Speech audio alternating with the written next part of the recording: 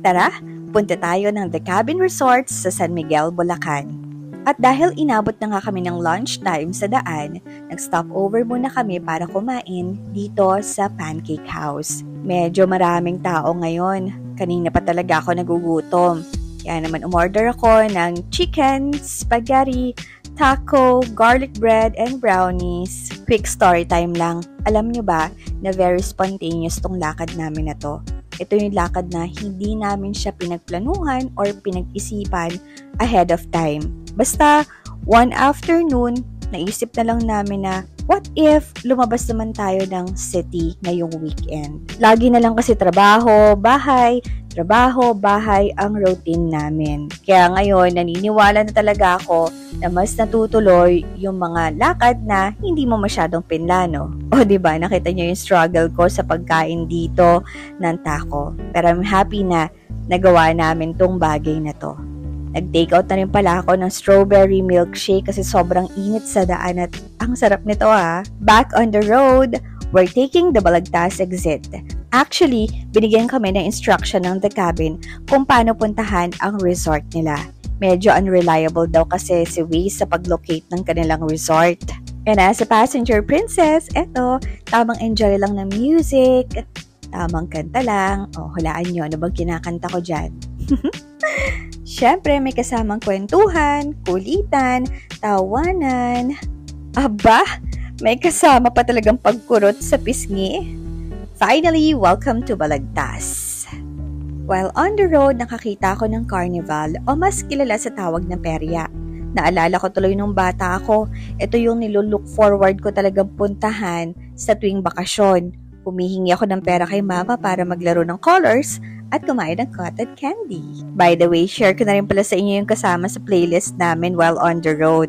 Mawawala ba naman ba ang favorite artist ko, si Ate Mo Taylor at ang bago niyang song, Fortnite. Stop over muna. And finally, nandito na kami sa San Miguel, Bulacan. Another landmark na binigay sa amin ng The Cabin, ang Pure Gold. Kaya naman bumaba muna kami para mamili. Buti na lang walang bayad ang pagdadala ng pagkain sa The Cabin. So, eto na, ikot-ikot muna. Ano kayang hinahanap niya? Actually, eto talaga yon. Mawawala ba naman ba to sa mga lakad? Next instruction sa amin ay mag-left turn kapag nakita namin ang Candaba. O diba, talagang tinuro ko na rin sa inyo yung daan para hindi na kayo maligaw kapag plano nyo rin pumunta. So, 2 kilometers na lang, makikita na raw namin ang signage ng The Cabin na nakakabit sa Nara Tree. At eto na nga yung sinasabi nilang signage. Pero bago kayo tumuloy sa one-way rough road, you have to notify the resort para iwas na meron kayong makasalubong na sasakyan. 500 meters na lang yan, makikita nyo na ang The Cabin Resort. Finally, we're here! Welcome to The Cabin Resorts. Entrance pa lang ang ganda na. Mainit pero presko ang hangin at malawak ang parking. At eto nga pala yung kanilang reception area. Ang cozy ng vibe ano, para siyang cafe. At eto na nga, tinulungan na nga kami ng isa sa mga staff para dalhin yung mga gamit namin at ihatid kami sa aming cabin. O diba, may papayong pa, mainit kasi at medyo mahaba-haba ang lakaran. Thank you kuya! And welcome to our cabin, cabin number 9. Located to sa bandang dulo ng resort. Cabin tour muna tayo. Alam nyo, gustong-gusto ko talaga tong front porch nila. Ang sarap tumambay. And this is how the cabin looks like. Ito yung bed area. May aircon, nasa bedside yung router at telephone. Meron din silang electric kettle at ito naman yung kanilang menu for your reference na mga pagkain na pwede ninyong orderin sa restaurant located at the clubhouse. Naka-indicate na rin yung mga prices ng bawat pagkain para naman di kayo magulat sa magiging bill ninyo pagkatapos. Syempre, meron din silang toiletries. Kompleto, diba? May TV rin para hindi ka mainip. May ref din sila para paglagyan ng mga drinks ninyo. Hindi ko lang sure kung kasama ba sa mga binayaran namin tong soft drinks. Pero kasi nung pag-check namin ng bill namin, wala naman kaming nakitang extra charge for the soft drinks. Ito naman ang kanilang CR. Merong shower, may tissue, at may towel. Overall, nagustuhan ko naman yung cabin. Para siyang maliit na lumang bahay. Simple, pero comfortable naman sa pakiramdam. And yes, makakapag-mirror selfie kayo dahil malaki yung kanilang mirror na naka-attach sa kanilang cabinet. Meron din pala silang pa-welcome snack. Hindi ko lang alam kung ano ba ang tawag sa pastry na to. Pero lasa siyang cinnamon bread. 9/10 sa akin to. Kasi sobrang sarap at sobrang lambot. O diba napapa-happy dance pa ako habang kumakain ako. May kasama din siyang iced tea for drinks. At hindi na nga kami nagsayang ng oras. In-explore na nga namin itong The Cabin Resorts. Paglabas pa lang ng cabin, sobrang ganda ng view na makikita mo. Ang presko ng hangin at malayong malayo sa ingay ng city. Parang nakakamiss tuloy manirahan sa probinsya. Dahil dyan, nadagdagan na naman tuloy yung listahan ng mga pangarap ko ang magkaroon ng ganitong klase ng property. Para every time na gusto kong mag-relax, meron akong pupuntahan. Ang daming Instagrammable spots. Muntik na ngang maubos yung hapon namin kakatake ng pictures. Ang gaganda naman kasi talaga ng view. Parang katulad niyan. Ay, ako pala yan. Ito ang favorite spot ko, ang sunset pool. Buti na lang na-experience ko magtampisaw during sunset dahil sa ganda ng sunset view. Kita nyo naman, may pa-floating pa si ate mo, girl. May mga gumagala rin palang mga meow mings dito. Ang cute, diba? At eto, hindi ko talaga alam kung anong tawag sa kanila. Pero, ang gaganda nila. Dumaan na rin pala kami sa clubhouse para magpa-reserve at advance order ng dinner namin.